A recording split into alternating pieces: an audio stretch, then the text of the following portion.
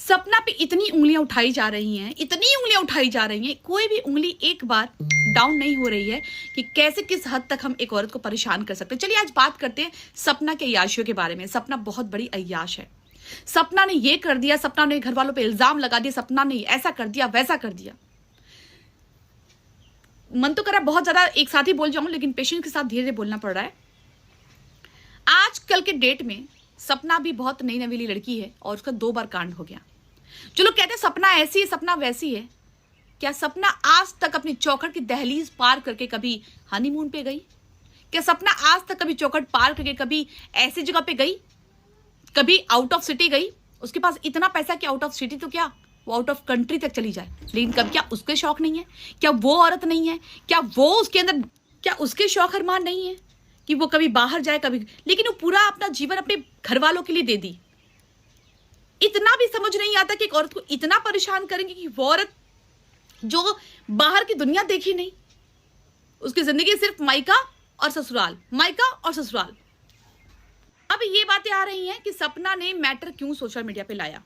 सपना चुप थी, सपना बिल्कुल कुछ नहीं बोल रही थी। लेकिन उसके बाद फिर क्या होता है कि सपना क्या कर रही है, तो फुसकी है, तो ये सपना ऐसे कर दी, सपना वैसे कर दी।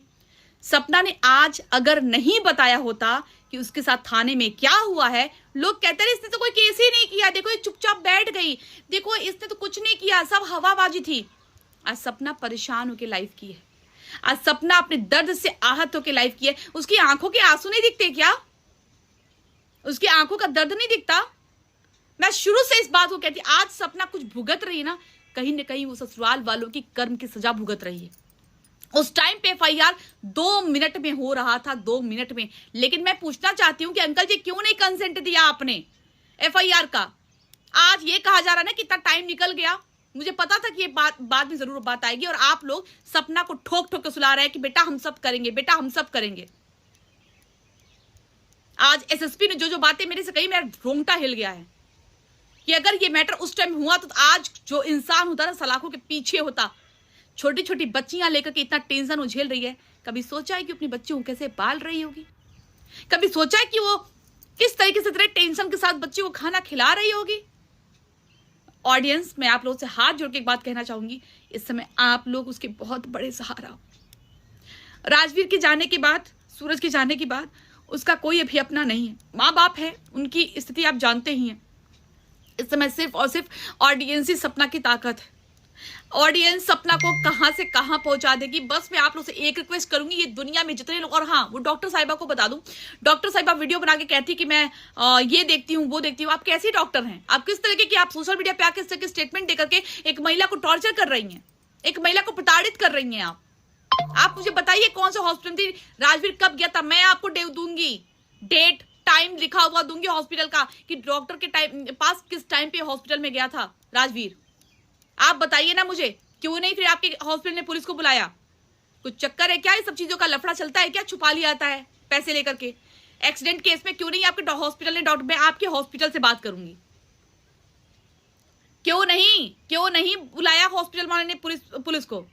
इस केस को तो लॉन्च होना चाहिए था ना एफआईआर। शर्म है, सब कुछ घोल के पी गए आप लोग। आज एक औरत मजबूर होकर पुलिस वालों के लिए बोल रही है, तो यहां पे बोला जाता है कि जस्टिस फॉर एसआई। वहां पे लड़का पुलिस वालों को गंदी गंदी गालियां देता है, तो वहां पे महफिल सजी रहती है। पुलिस वालों को बोला था कि रात को किसी बुलाते होंगे, इसीलिए ऐसा कर दिया, उसकी सुन रहे हैं। वाह भाई वाह।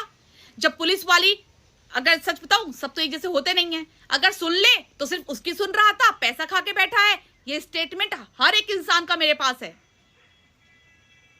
पैसा खाकर बैठा है फला ढंग का। वहां पे तो मैटर ही कुछ अलग हो गया, क्योंकि पुलिस वाला कह रहा है कि जिसके अंडर में है उस एरिया में जाके आप एफआईआर कराइए। एंड सपना ने अगर एलिगेशन लगाया है ना अपने ससुर के ऊपर, भुगती वो होगी, कोई और नहीं भुगता होगा। जो पुरानी वीडियोस है उसमें साफ साफ दिखता है ये किसका अट्रैक्शन किसकी तरफ है। थोड़ा सा भगवान से डर लीजिए आप लोग, इतना ही बोलूंगा। दूसरी बात, मेरे को किसी को बोलना नहीं, किसी को समझाना नहीं है, सबका अपना अपना कर्म है, अपना अपना भविष्य है। सपना के साथ अलका जायसवाल खड़ी है और सपना के साथ तब तक खड़ी रहेगी जब तक सपना खुद पीछे नहीं हट जाती है। सपना पीछे हट जाएगी, अलका जायसवाल पीछे हट जाएगी, लेकिन सपना को मैं पीछे नहीं हटने दूंगी। सपना से मैं बोल रही हूँ, सपना मैं चलूंगी तुम्हारे साथ, एसएसपी ऑफिस, हाथरस, सैदाबाद, जहां भी कहोगी मैं वहां चलूंगी। मैं आज यहाँ पे जुबान दे रही हूं, लेकिन हाँ सब कुछ हिडन होगा, कब जाना है, कब वहां से आना है, कुछ भी सोशल मीडिया पे पहले अपडेट नहीं होगा, लेकिन मैं जाऊंगी। सपना कोई तुम्हारे साथ खड़ा ना हो, मैं खड़ी होंगी, मैं खड़ी होंगी।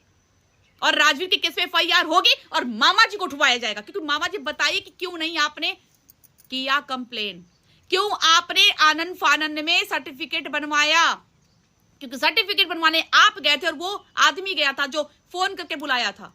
क्यों नहीं बता रहे कि आप लोगों ने क्या अब तो ग्राम पंचायत से भी मिलना पड़ेगा कि आपको इस डेथ सर्टिफिकेट बनवाने के टाइम पे आपने क्यों नहीं मांगा, हॉस्पिटल का, एफआईआर का, पोस्टमार्टम की बिना, क्योंकि एसएसपी सर साफ साफ बोल रहे हैं कि एक्सीडेंट केस में तो बिना हम लोग जांच पड़ताल किए कोई भी डेथ सर्टिफिकेट बन ही नहीं सकता है। किस बिना पे बनवा लिया अंकल जी आपने, यही तो पूछा था ना मैंने आपसे कॉल पे, अंकल जी प्लीज बता दीजिए। आप बोले थे अलका बहन मैं आपका सपोर्ट करूंगा, वो बोलती थी अंशु की दीदी मैं सपोर्ट करूंगी, पूरा फैमिली सपोर्ट में है। क्यों भाई, सिर्फ वर्बली सपोर्ट में? मैं खड़ी हूं, हटाइए सपना को, मैं लड़ रही हूं, आइए सपोर्ट में मेरे, दीजिए साथ मेरा। और सपना ने अपनी जिंदगी जैसे बिताई है ना, लोग नहीं बिता पाएंगे। शादी के बाद हनीमून नहीं जाना उसने, शादी के बाद घूमना नहीं जाना, शिमला, नैनीताल, मसूरी, ये सब नहीं जाना उसने। शादी के बाद सिर्फ घर संभालती रही, नाइटी में और दुपट्टे में घर में टाइम बिताती रही। वो इतना मत किसी लड़की को बदनाम कर दो, मैंने कल को लड़की मरना पसंद करेगी लेकिन यहां पे आके अपनी बात कहना नहीं पसंद करेगी। ऊपर वाले से डरिए, इतना ही मैं बोलूंगी। सपना की केस लॉन्च होनी चाहिए बस, और कुछ नहीं। एंड जस्टिस फॉर एसआई की जगह पे ना अपने पैनल पे भी देखिएगा, ये अपने पैनल पे किस टाइम पे पुलिस वालों को कितना गंदी गंदी गालियां दी गई हैं, सिर्फ इसलिए कि उसने मेरी सुनी, इस कारण। और जो मेरा सुन लिया वो बेकार हो जाएगा। अभी अगर हाथरस पुलिस जैसे ही सुन लेगी, एफआईआर लॉन्च हो जाएगा, उस समय हाथरस पुलिस भी खराब हो जाएगी। मैं आपको लोग के लिख के दे रही हूं।